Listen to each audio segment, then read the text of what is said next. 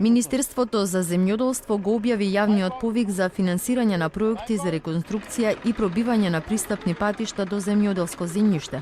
При денешната посета на струмичкото село Добрејци, министерот Љупчо Николовски истакна дека 30 милиони денари се издвоени за оваа намена, со цел подобрување на пристапот до обработливи површини во подрачја со интензивна земјоделска дејност.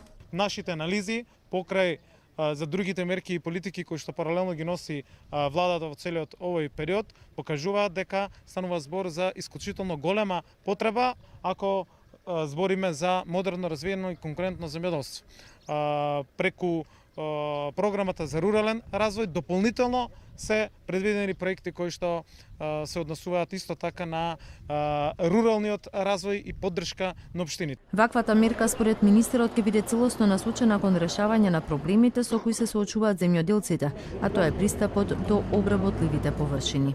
Затоа ги повикуваме центрите за развој на плански региони да во рамки на програмата и во рамки на крајниот рок ги поднесат своите барања и своите предлог проекти и да овие средства за капитални трансфери до центрите за плански региони, а наменети за пристапните патишта во делот на земјоделството бидат искористени. Земјоделците од Струмичко сметаат дека ваквите проекти заслужуваат поддршка и според нив ова е прв пат да се ангажираат државата и општината. Во градовите сакат свежа роба. Како ќе донеш работа, ако не се добри патиштата?